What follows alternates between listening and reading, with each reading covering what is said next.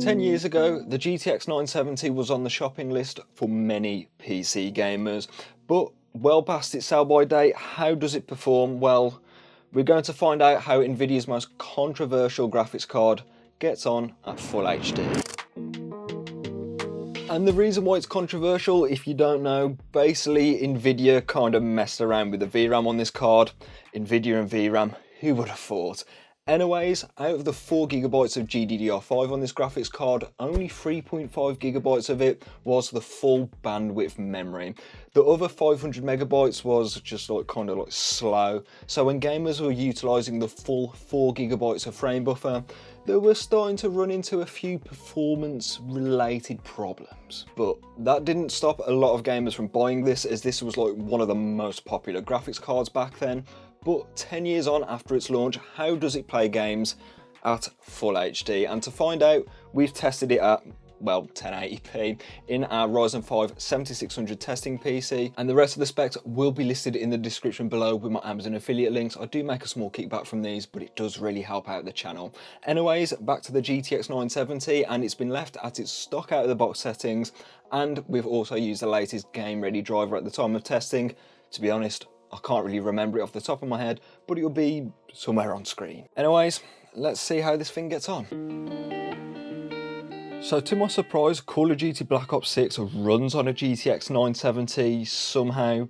Not the best performance in the world, albeit, but it runs the game, and that's a win in my opinion. 46 FPS for the average frame rate and 31 for the 1% low entails that you're not going to be having the most competitive experience ever, but if you're more of a campaign or zombies player, I would say this is pretty playable on sort of a controller. So if you wanted to do that and you had a GTX 970, it will run Black Ops 6, but not in the best capacity.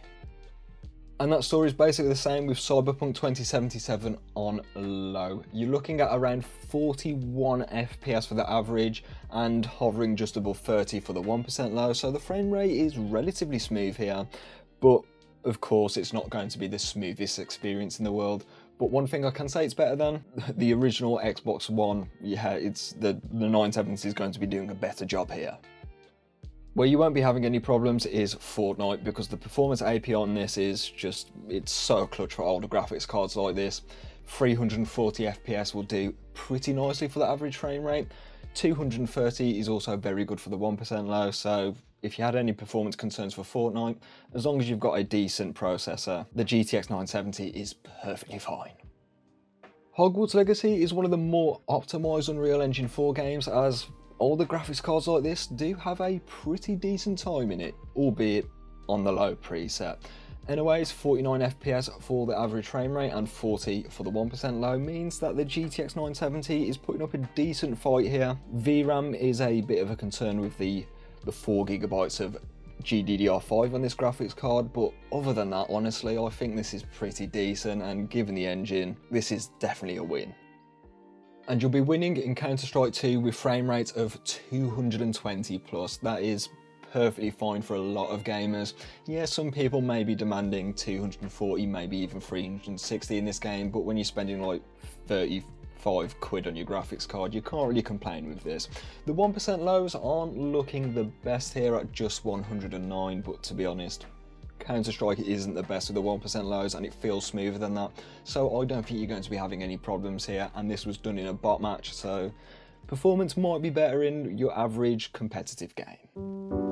Where you'll be begging for more performance is Star Wars Jedi Survivor. Just getting above 30 FPS for the average frame rate is not too bad, all things considered. Where the big problems start to set in is the VRAM. The GTX 970's 4GB of frame buffer is definitely not enough for this really unoptimized game, as the textures, they kind of look like a sort of like original Xbox era game, so it just didn't really look that good, and I'd recommend a more powerful graphics card for this pretty unoptimized game.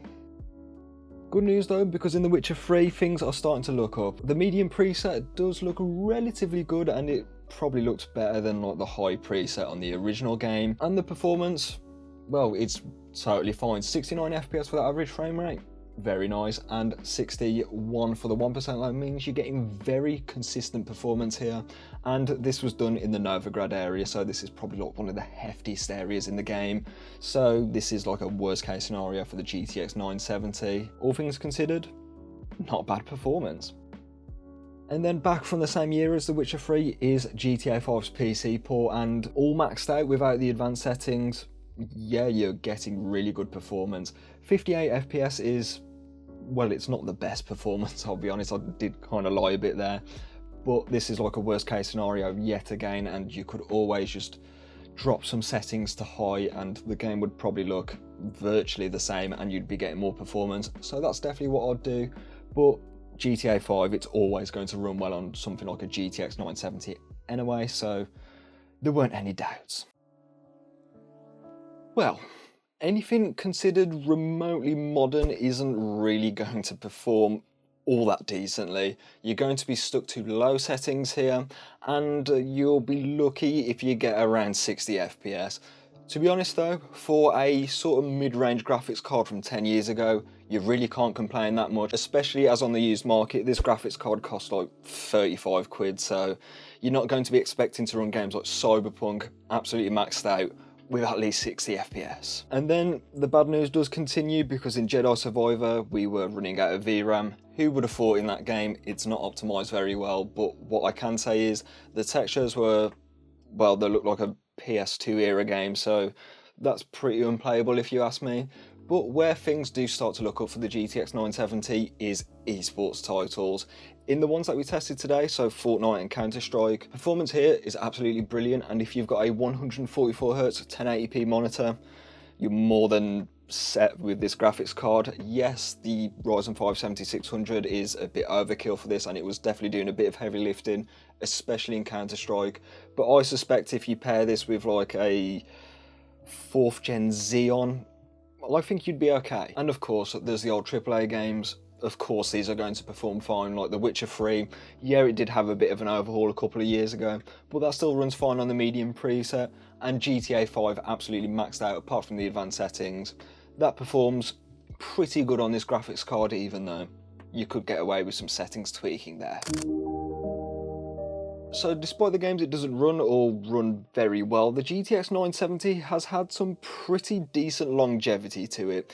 Nvidia kind of learned from the mistakes that they made with Kepler, where they didn't give it DirectX 12.1 feature level support, which they baked into Maxwell, and also these graphics cards are still somehow supported by Nvidia.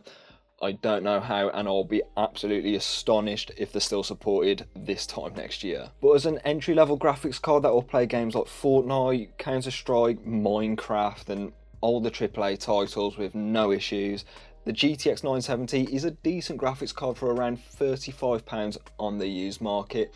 But if you need a bit more GPU horsepower and a graphics card that will play every single modern AAA game, you can watch one in this video up here. With that being said, I'll catch you in the next one.